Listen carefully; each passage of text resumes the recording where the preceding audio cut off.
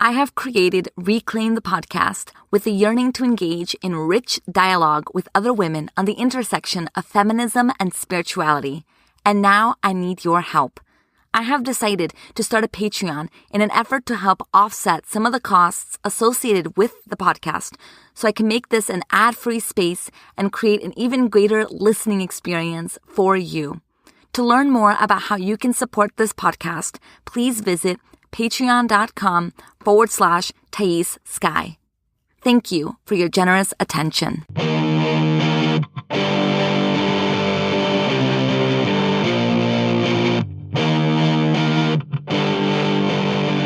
Reclaim is a podcast for women, by women, on conversations that matter, with your host, Thais Sky. Together, we will explore the questions of what does it look like to reclaim our sovereignty, our worthiness, our voices as women in this messy world. No topics are barred as we offer roundtable discussions on life, spirituality, politics, and what it means to be a woman in the modern age. Let's do this.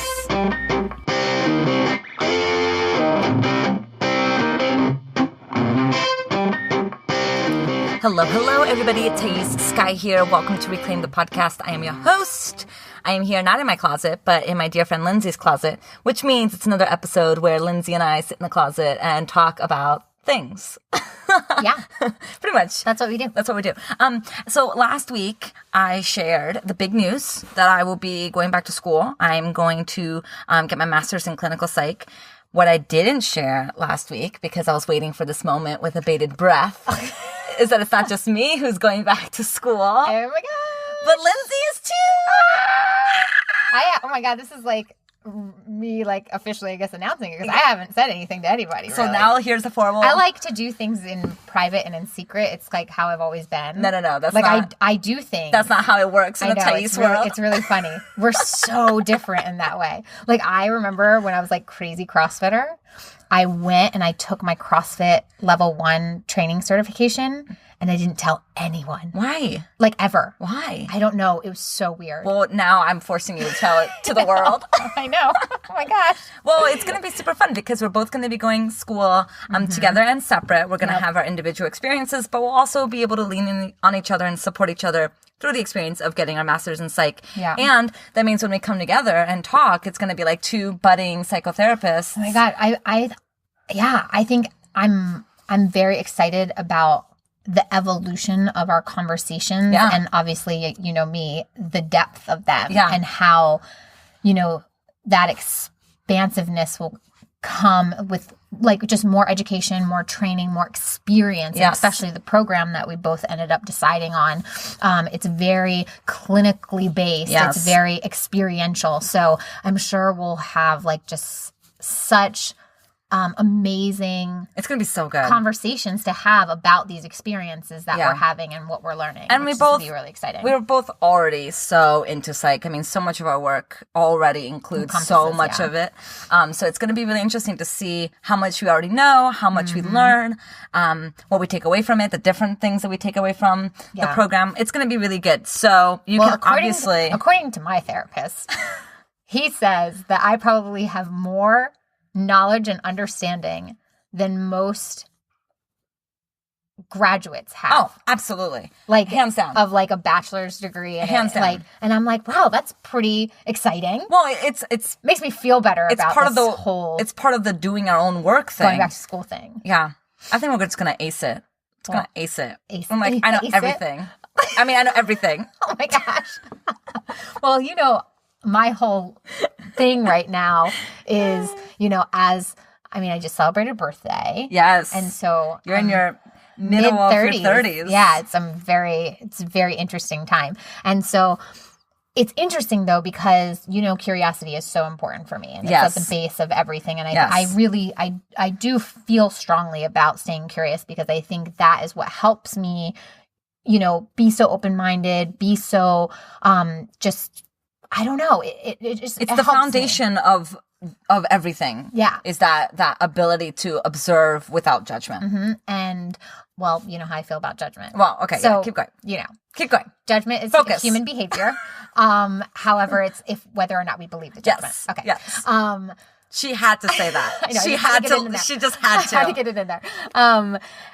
But I think what I'm starting to like really sit in and settle into and accept on a deeper level is like the one thing that I know with complete certainty is that I know nothing with complete certainty. Oh, absolutely. I think that's it's like my new mantra. That's how you know that you're on the quote unquote advanced path. Is really? When you know that you don't know anything. Yeah. Oh, yeah. So okay. there's a story. Thank you there's for a story with letting me Sharon. know I'm on the advanced path. Yeah, you're welcome. Sharon Salzberg talks about how she she's the loving kindness lady, right? Yeah. And she went and did like years in India doing, retreats and learning how to meditate and whatever. And she's been doing it for a few years. And so she was given a book. It's like the beginner's guide to mindfulness and meditation or something along those lines. Okay. Like the beginner, like how to begin. And she was like, I'm not a beginner. I've been doing this for like a couple years. Like I'm whatever. And then a few years went by. A few more years went by, and she found the book again, and she was reading it, and she goes, now I understand that when you're truly, the more you know, the less you know. Yes. And the more it's about that beginner's mind in the Buddhist tradition of being curious, being open. That's how you know that you're in the advancement of yourself, truly. Because there really is always more depth. Yes. To be always sought out. Yeah. Always. Like it's never going to end. Well, and I tell the women that are in my Worthy Women Rise course, they're all in different levels. And some of them have been doing this for a lot longer. And I invite them. I was like, you can go through this course as if you know everything. Because there's many of the things that I share aren't like brand new things. Right. And you'll probably learn nothing. Yeah. Or you can go into this knowing that everything that you already know, there's always a deeper level you can go. Yes. I think that's so important. And I tried to urge and encourage everyone to kind of think like that. Even like, when friends come to me and they're like annoyed about something and I'm like, well,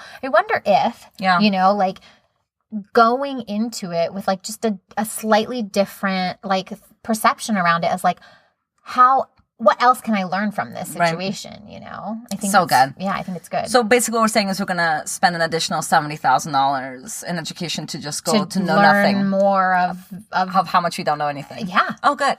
No, that sounds great. Okay. I'm covering this together. All right, so let's get into the meat of this topic. Oh, yeah. So we were literally just at breakfast. Yeah, I was going to say lunch. It was breakfast. It was whatever. Breakfast. Yeah. And we were having a conversation. Yes. And this is something that I've been thinking a lot about, and I've been wanting to teach it. I've been holding the reins back on you. And I've been having to be reminded by people like you, like, not quite ready to teach. Not quite ready to teach this. Not yet. Almost, though. I'm still internalizing. I'm still learning. But so much, yeah. It's the conversation about money. Money, money. I always think of the ABBA song. Must be funny. What? In a rich man's world. What? Actually, I think we can play the song. Wait, we're going to play I've never done this before. I don't know that song. We're going to play the song. I don't even know what you're talking about. Okay, so we're going to look up... Money? ABBA? Who's ABBA? Wait, what? What? I mean, you know how I am, though. You'll probably play it and I'll be like, oh, this song. Yeah, I'm going to play it for you. Although, where is it? I don't know. Okay, ready? No, you still don't know? No. It's like... They're the one that knows Mamma Mia. They're the Mamma Mia band. I have never heard this in my life. Oh my gosh, you knew all the words. Oh my god, of course. What do you mean? I love ABBA. Wait, we're getting. Wait, where's like? Oh my gosh, you really know all the words. Me a wealthy man. Here we go. This is it. Okay, I'm ready. Oh my gosh, Thais is dancing.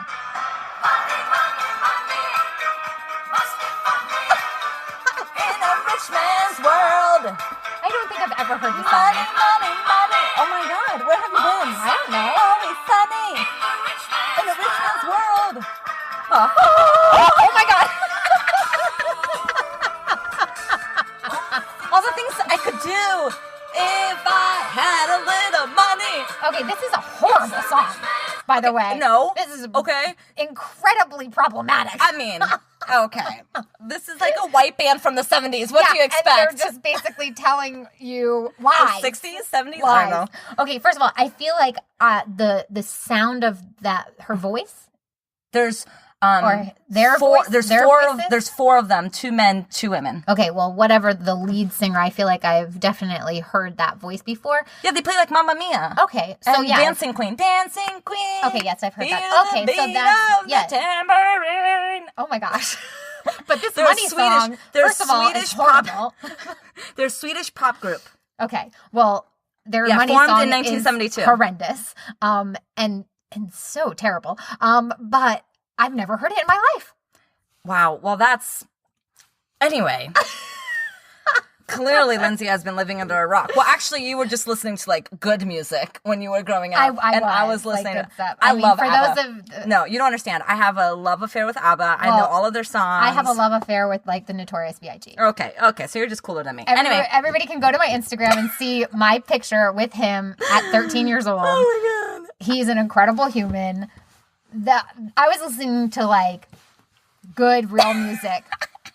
People talking about good, real shit. Like, true I grew stuff. up with a liberal hippie dad, okay? Like, this is what Who was listening to Money. Rich Man's World. Clearly you've never seen Mamma Mia. I don't think I have.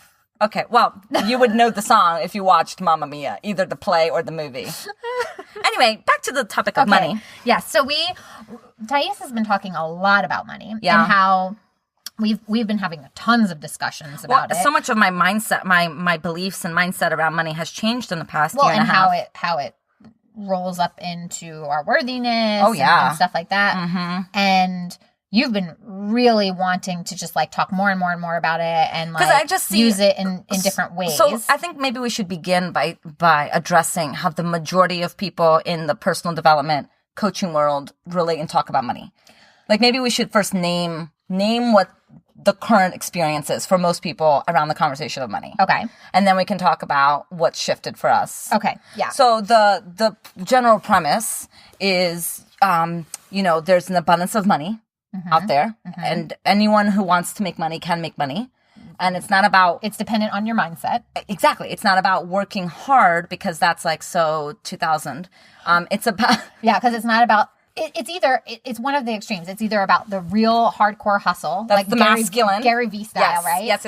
Or the feminine of just receive and believe, and it will come to you. Yeah, right? That's actually you're right. It's either or. Yeah, you're either in your masculine or you're in your feminine. Right. And that's what that means. Yes. And we're talking about the overall issues. Yes. The overarching concept. We're not talking about specific individuals here. No.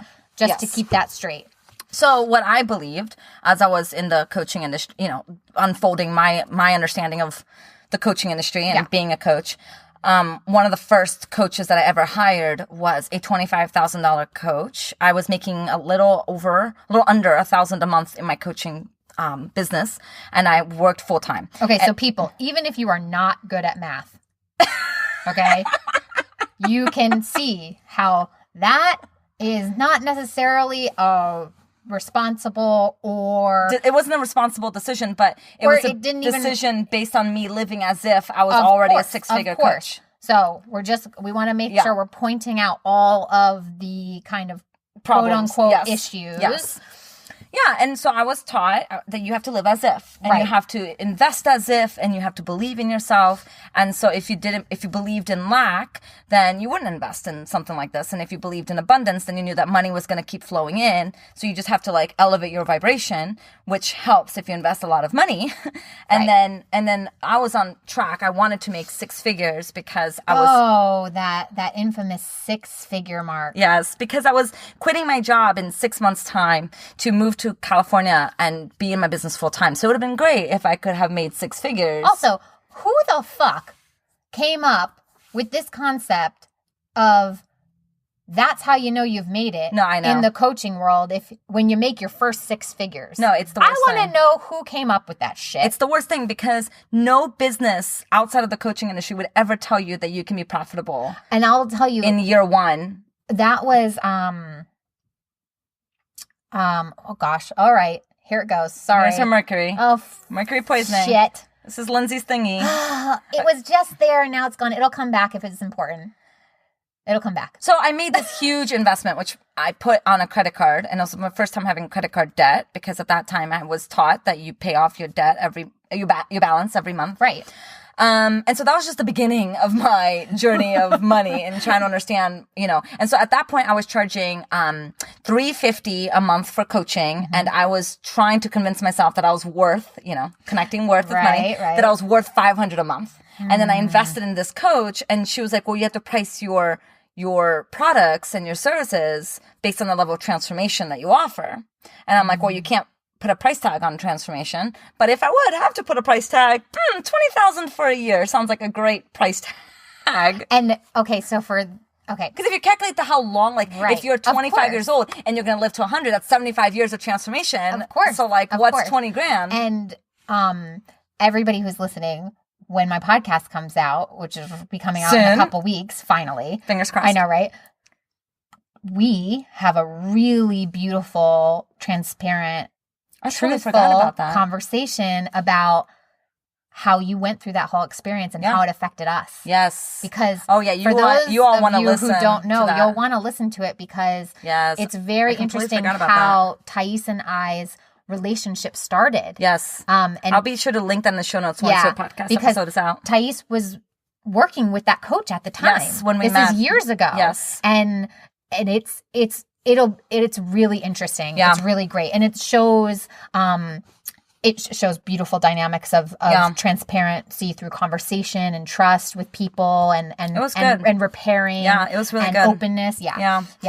Yeah, so, there was many things that kind of you're taught, and I think we've talked about some of this on the podcast before, around your sales conversation and what sort of mindset you're supposed to have when you're enrolling people in to work with you. And if you're selling something like $20,000, there's certain tactics that work. Yeah, to make the person feel like they need to make this leap and this investment, even if they can't afford it, even if it's not a responsible financial decision for them to be making. Because if you believe that it's not responsible, then you're perpetuating their story of lack. Exactly. So there are some manipulative and deceptive tactics that are used. But you're taught that it's used for their best. Exactly. For their best work. Like you're seeing their possibility. Exactly. And if you believe their stories, then you're believing in their lack. Right. So your role is to reflect to them their possibilities. And I'm sure that by us highlighting the harmfulness and potentially destructive nature of these tactics, I'm sure there are going to be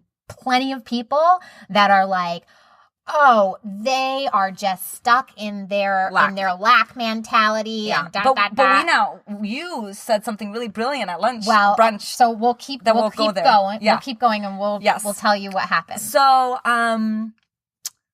what happened? So all of the year that I made the transition and moved to California, that was 2015. That entire year, I was selling a $20,000 a year-long package. And there are many things that I understand now about selling high-ticket items that I wish I had known at that time. But the most important thing is if you really don't believe that you can charge that much, you're not gonna convert.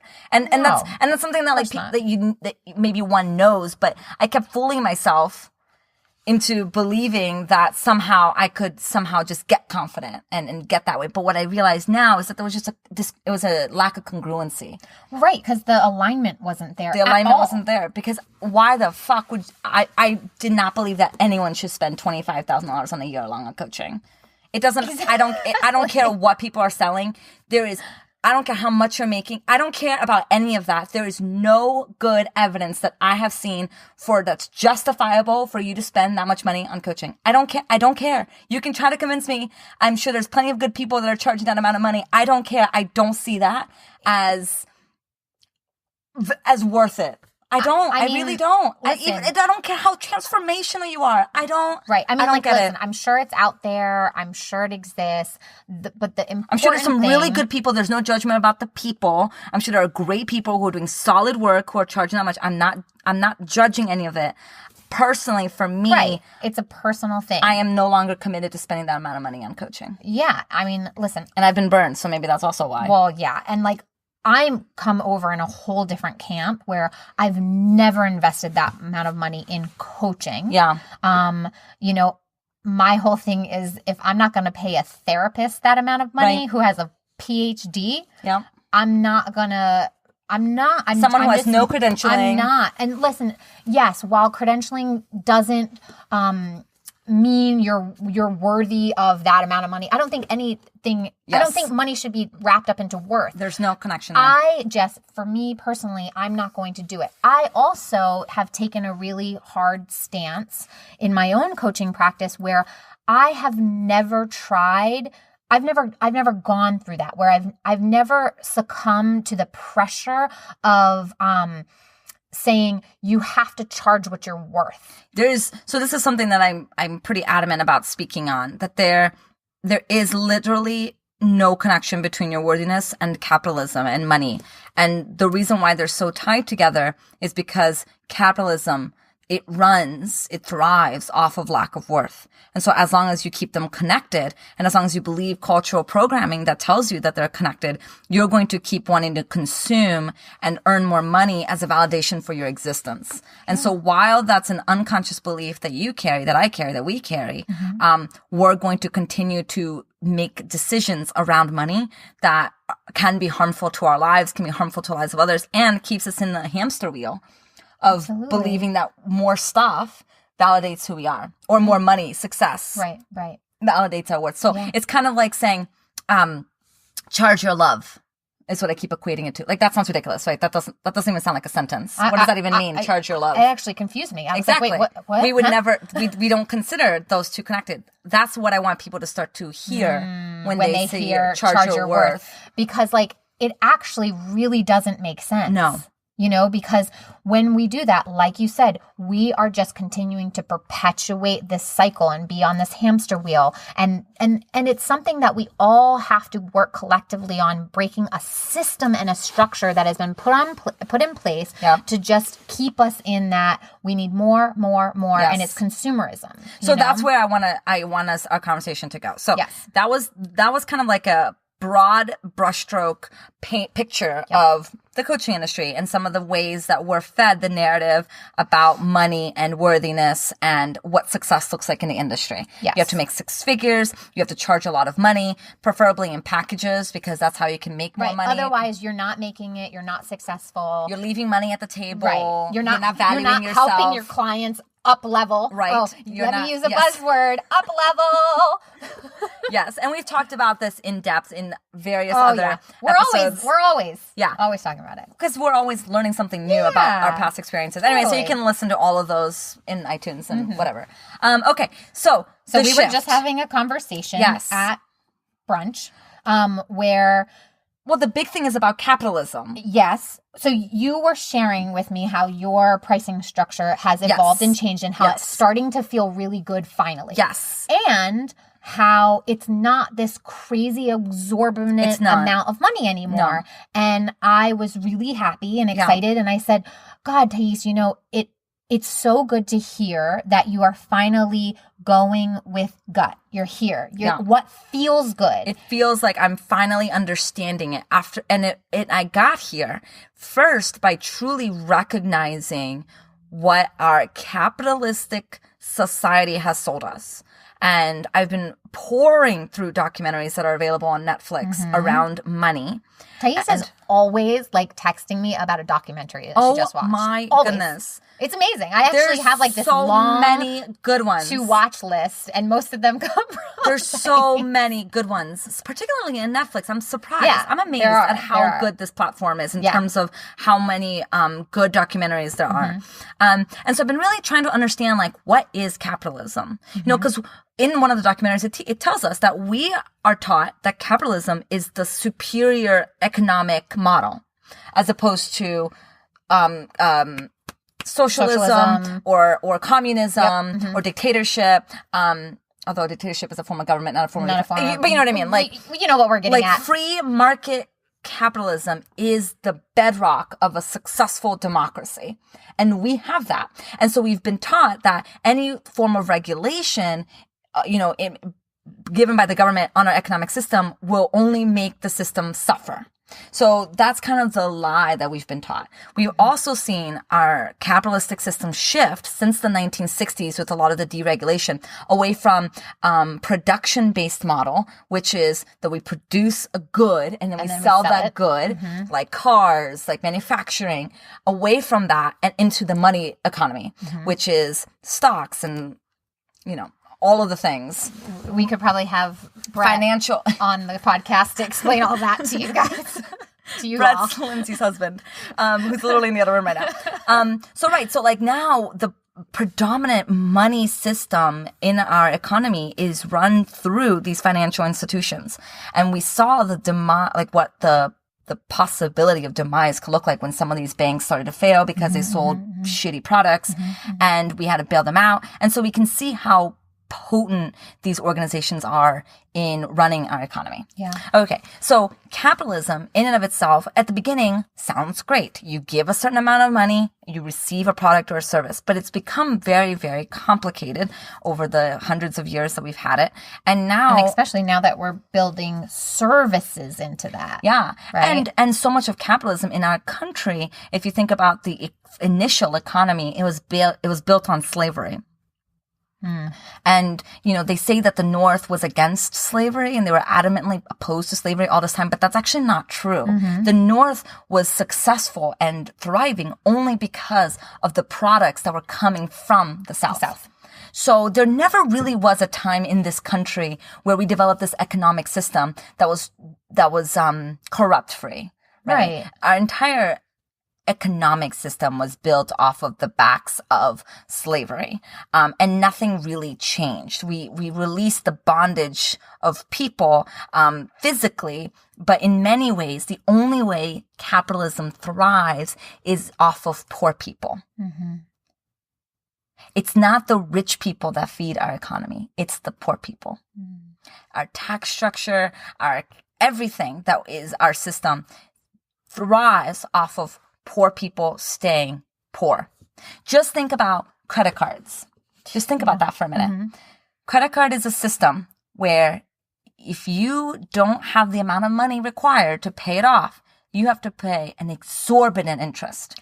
Okay, let's talk 22 to 25%. What about or the fast cash that's system. Exactly where I was going. The 700% fast cash systems, which are only in predominantly poor neighborhoods. Yes, because they're the ones that they don't have enough money to cover their bills. And so they're like, I'm just going to borrow a little bit of cash so I can pay off this bill. And that continues to perpetuate the system of continuing to oppress them even more. Yep.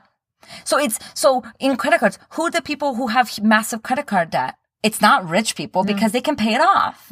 It's poor people who need that cash, who need that money. And you're right. The even lower economic status are people that can't even take out credit cards because their credit score is so bad. So they use quick cash. They use these fraudulent systems. I literally grew up. You did.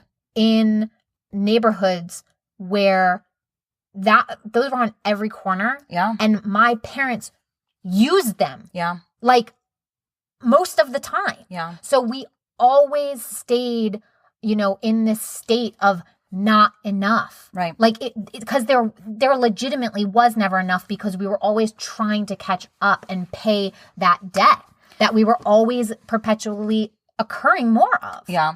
So as I started to learn this, I've also been watching documentaries on democracy because democracy and capitalism go hand in hand, and how our democratic system is in many ways broken, many ways have always been broken and flawed, and trying to understand like just basic facts about our culture. Yeah. I've learned that I've been very brainwashed and taught to believe a lot of things that aren't accurate.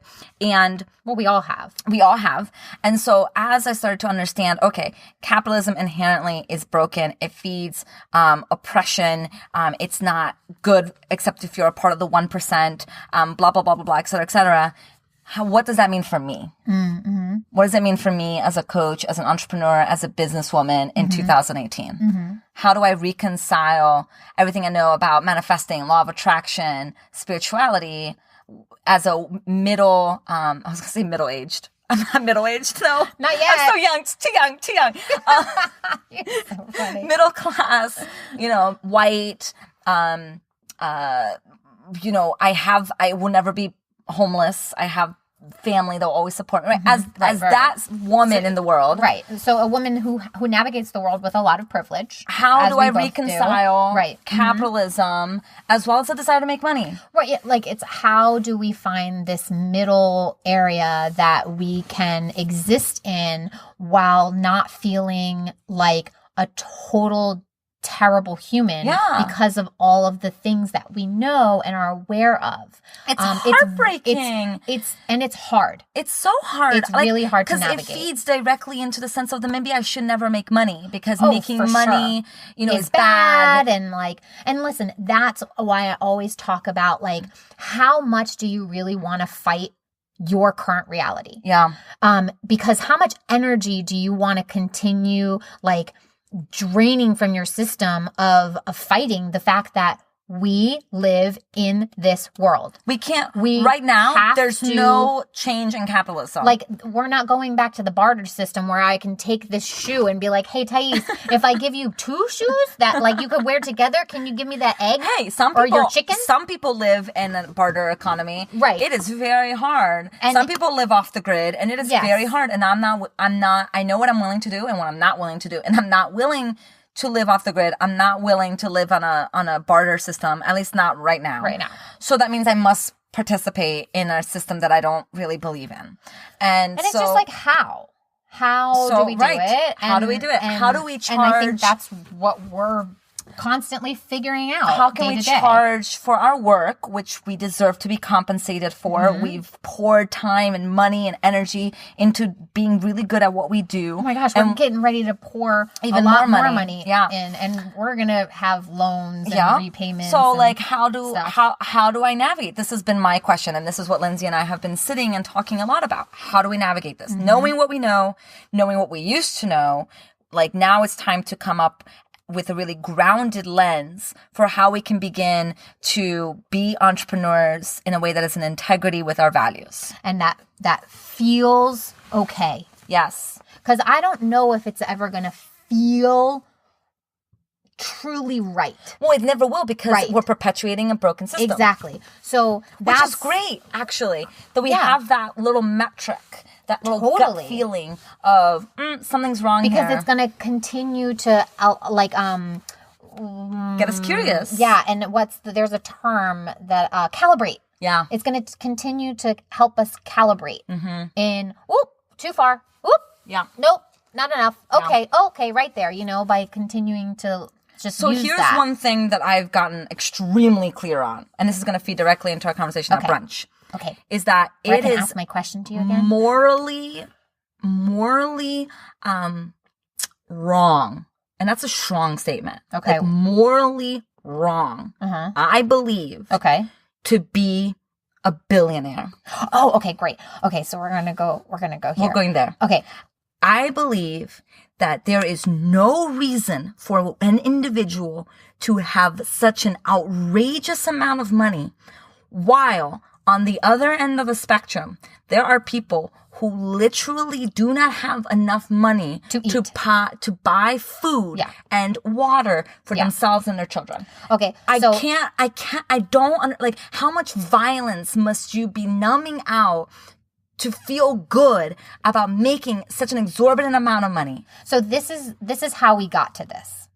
So at brunch, we were having this whole conversation and Thais was sharing with me about where her pricing structure has landed and all this stuff, right? And we were kind of talking a little bit about her past coaching experience with the business coach and I've stuff. been accepting clarity calls for one-on-one clients, which has been amazing. I've been getting to know so many brilliant women. And when I share my pricing, one woman in particular stands out. She was shocked.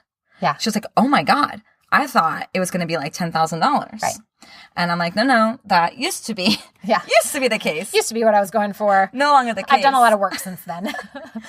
So I said to Thais, what Thais was sharing, we're talking and everything. And all of a sudden I looked at her and I go, I wonder if all of these coaches who really believe that they have to make it at 6 figures and they have to charge this exorbitant amount of money. Yeah. I wonder if there's a layer in it that is is fear and lack. Scarcity and lack. Yes. That's feeding into that belief, right? Yes. To make them feel like I cannot make it as a coach in this industry unless I am charging $20,000 or $10,000 for like a group experience, mind you, you know, much less like one-on-one. Like, I'm wondering where that is and if they would be open and willing to just entertaining the fact that that could be feeding into this hyper vigilance. I mean, because look at it. Like, if I truly believed in my work, where we were like, holy and believed in my value and my work, why would I need to feel like it's almost like I overcompensated by charging so much money? Because if I'm charging $20,000, then you'll perceive my work and you'll perceive as this great grand thing that is like, you absolutely have to have it. Otherwise, your life is never going to change. When I got news for you, all of you that are listening, the one person. I know, because I still don't believe you that anybody's listening. I say it every time. No one has the answer. Yeah. You do. Yeah.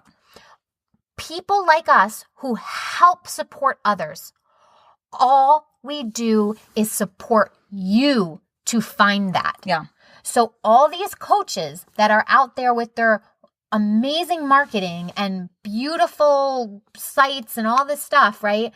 And they're telling you, I was there.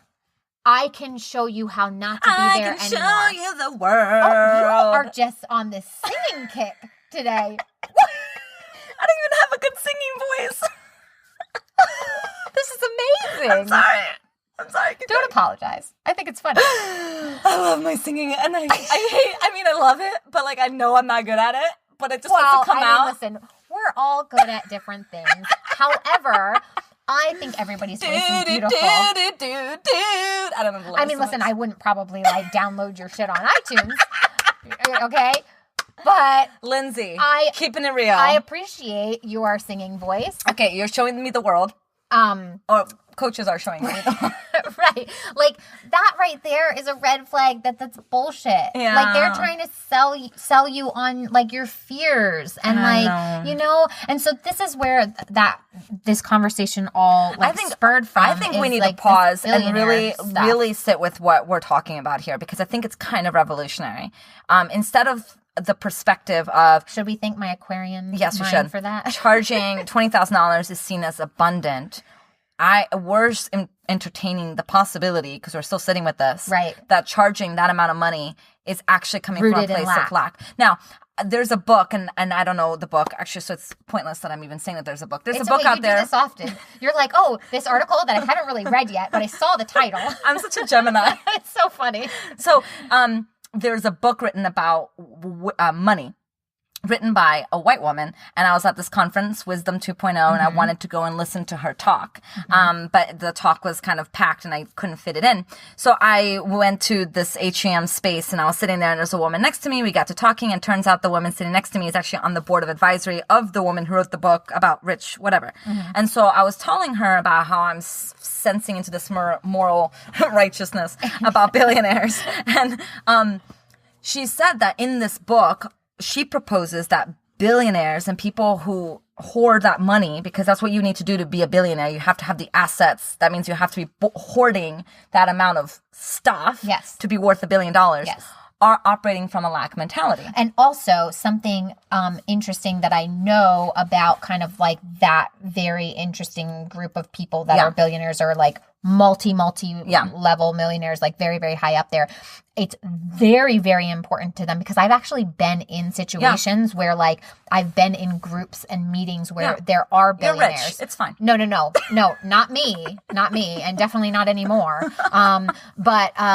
Like I've been in situations like at conferences and stuff where I'm sitting and I'm having these wealth advisors talk to all these billionaires, and I'm not one of them. I'm there because of work and stuff.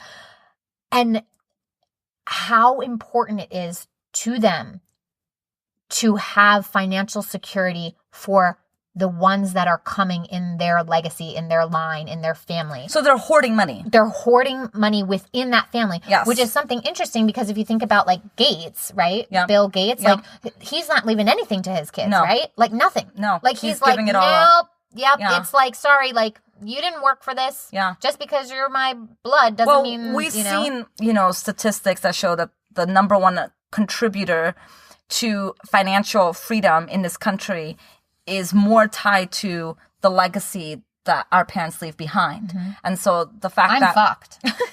Literally. But most white people tend to have inherited their parents' land, their parents' house, and so they have a financial freedom that, Black and Hispanic people tend not to have. Yeah. So it just gets perpetuated. I mean, it's really like, it's a whole thing, and it's a whole system of thinking that I'm telling you that, like, these conferences that I've been at, it's wild how much it's almost like a hypnotic trance. Yeah, it's said over and over really and over again about how important this is to like save and plan for the future and plan for future generations so that they can uphold your legacy and this and that. So this is what this woman is saying. This woman is basically saying that hoarding money is a form of lack. Because money needs to be quote unquote flowing mindset. You need to be flowing in, flowing out. And that's not to say you have no savings. A healthy relationship and energetic exchange with money is like in and out. Give, we receive, we give and receive. So the fact that you're hoarding and keeping all that money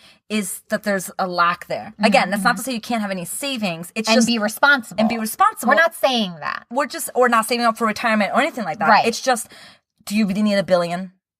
$1 billion. Do you know what $1 billion look like? Like, there are countries in the world that have less GDP than some of the people in this country. Well, isn't there something, I don't know, like, where I've heard it or read it somewhere, but there's an economist, I think, who did some sort of, like, model. He created this model where if all the billionaires in, like, even, I think it was just our country. I don't even necessarily think it was the world, but I don't know. I'm probably totally misquoting this. Please do your research, but I'm just like, paraphrasing all of this off of memory, which we know is not great. But I'm pretty sure he made this like model where it was something ridiculous. Like they didn't even have to give that much. Like it was like 1% or something of like, or 0.1% of their overall like, net worth. And we would totally eradicate poverty. That's what I'm saying, Lindsay. That is exactly what I'm saying. Mind-blowing to me. Our capitalistic culture obsession with fame and wealth is feeding people's anxiety around their worthiness, so they hoard all this money, and so there's people that are dying, and we're not seeing how we are deeply connected with one another, and so we're creating these outrageous models of business that are completely ungrounded in reality. I mean, let's be real here. Women still make less than men, and the number that's thrown around everywhere is 79 cents to a man's dollar. But that's actually, and then what about women of color? That's what I'm saying. That's only white women. Look, I looked it up right now. Here we go. Black women earn 60 cents to a man's dollar, and Hispanic Latinas earn 55 cents to every man's dollar. So, I mean, that's insane. So this is insane. This is insane. And then we're telling each other that if you're not buying $100,000 coaching packages, you're living in lack. And I'm like, people can't afford that. Like, we need to be grounded in the needs of the people. And I will tell you, that's something that's always in my head. Like, obviously, we live in LA, right? Yes. Okay. And so I live right next to Beverly Hills. So you best know that every car that drives by me is a luxury vehicle. Okay. So if your target market was just here in this vicinity and you were charging more than you are. Yeah. Okay, fine, whatever. These people in the surrounding areas can afford that, right? Yeah. We'll assume. Sure. Yeah. However, we have to remember as coaches who are predominantly online, we have the capacity to reach everyone everywhere. It's the best thing. We get to really empower all women. Holy shit. People that live in, I don't even know where, but not Brazil. These huge metropolitan areas can afford, $10,000 coaching packages. No, but then they're not believing in themselves. That's ridiculous. They're not believing in your value. Well, right, but we've had this conversation in podcast 3, I think. Wow, that's impressive that you remember that. I think it was podcast 3, right? I don't know. Or it was the third one that I was, or the second one that I was on. No, I don't know. Or maybe it was the first one that I was on. I can't remember. It doesn't matter. Whatever. We'll put it in the show notes when we talk all about mindset. We will. Well, you will. You will. You will. You'll put it in there. I don't do anything technical. I just show up and talk. Yeah. But we talk all about money, mindset, and how it's like kind of bullshit on so many levels. Yes, we did talk about that. When there is multiple layers of oppression, it doesn't give a fuck what kind of stupid fucking affirmations you yell in the mirror. Yeah. Nothing is going to change when you are oppressed. And that's what pisses us off. Yeah. Is like all these coaches who are running around saying, well, if you just change your mindset about money, you'll blah, blah, blah. Well, let me tell you, why don't you go and coach the poor kid in, an underprivileged community and show me how that works out for you. Yeah. So there was someone wrote a Facebook post basically saying like, I overheard a conversation where someone said like, I really want this coaching program. I know it's going to be transformational, but I can't afford it. And so then she went into this whole thing about how sad that is and how like you should never think about money when you're thinking about transformation, all the good stuff. Mm-hmm. And I wanted to say, I wanted to comment and I didn't because of various reasons, but I wanted to say I did that. I couldn't afford so many of my investments. Yeah. And I put it on credit cards. And now I'm paying for them. Yeah. Peoples, you don't know. So I had to open 2 additional credit cards to pay for that coach. I maxed out both of them. I worked with a debt consolidation company in 2016. So now I pay a very low price, a low amount to pay off $15,000 that is on those 2 credit cards. And I have an additional $15,000 on my current credit card that I'm paying 22% interest on.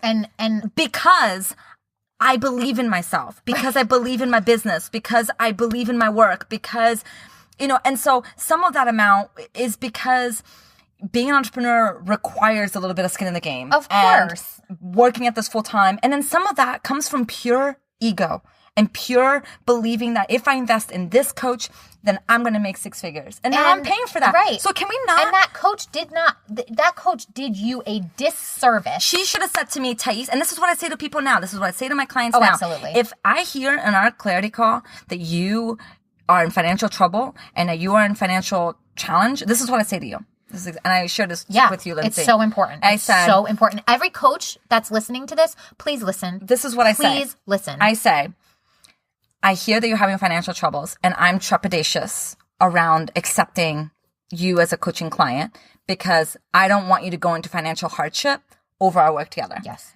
However, I also know that sometimes we need to put this thing in the game. Mm-hmm. Sometimes we have to invest uncomfortably outside of our comfort zone in order to spark some things and make some things move. I've seen that to be true for me. I've seen that to be true for so many of my clients. And so I tell them, I was like, I trust that you are going to make the right decision for yourself. For you.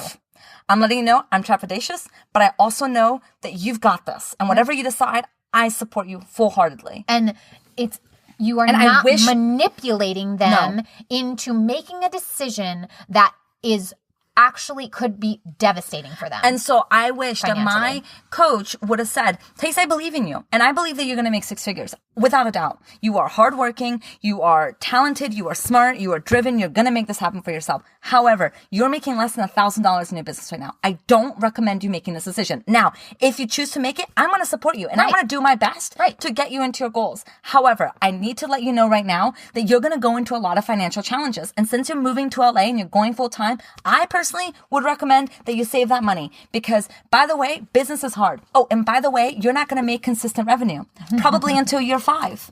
Yep. Because this is business. This is how it like there will be months where you're not going to make any money. Have you saved enough for that? No one told me that, Lindsey. But this is a business coach, Lindsey. Yeah.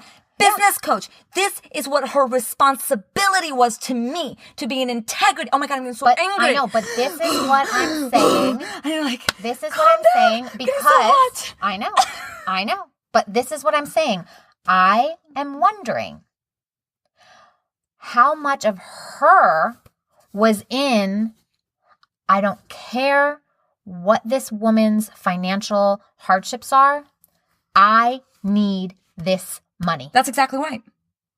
This is what our coaching industry has gotten into. And we are making money off of the backs of other people's problems. And that right there, I'm sorry, is scarcity. Yes. It's scarcity masked in abundance. As abundance. Yeah. And let me tell you, as human beings, and this is why you'll hear me talk about this all the time. Thais and I have conversations all the time. We have to be open and willing to doing the dark work and going into the darkness of ourselves, because I've got news for you. Every single human being has the potential and the ability to manipulate and make whatever we want to sound pretty. Yep. And here we will do it. Yeah. And this is what we have the capability to mask scarcity as abundance. Yeah. We have that ability to manipulate and deceive ourselves. We do. And let me tell you, deception of the self is the biggest self-betrayal and wound you can make. This is why on your own need being. Other people to help us. We can't do this alone. We don't have enough self-awareness to catch this ourselves.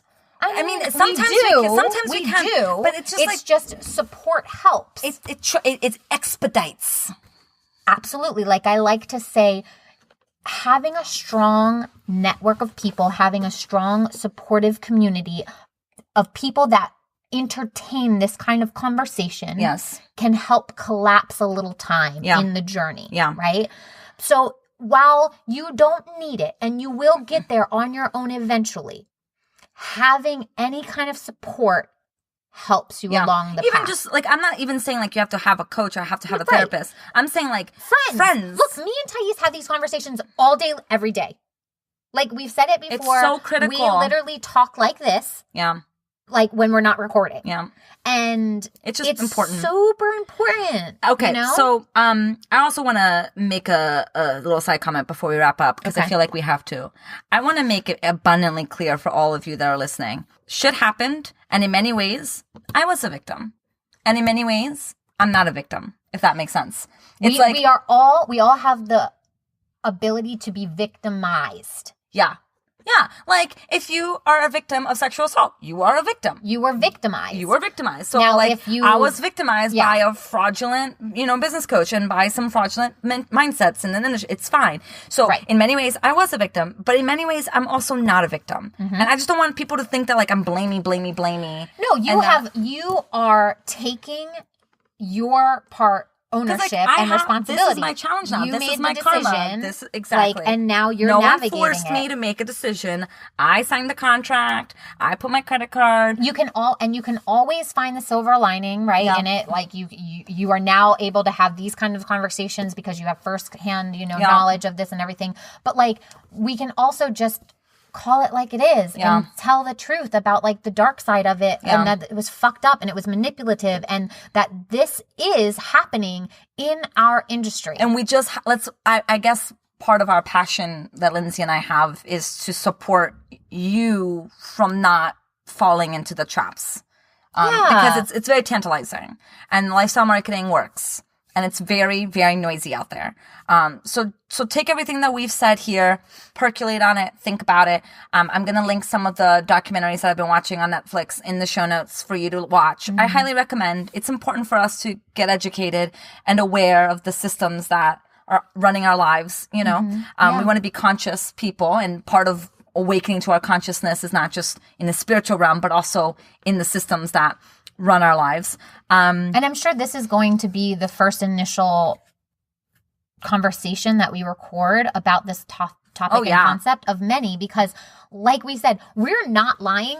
We literally just had this conversation at brunch, 2 hours ago. And Thais was like, oh, well, we got our podcast topic, Okay. Are we ready to wrap up? Is there anything else you want to say? Okay, but we got to wrap up with this. Oh my gosh. Oh my God.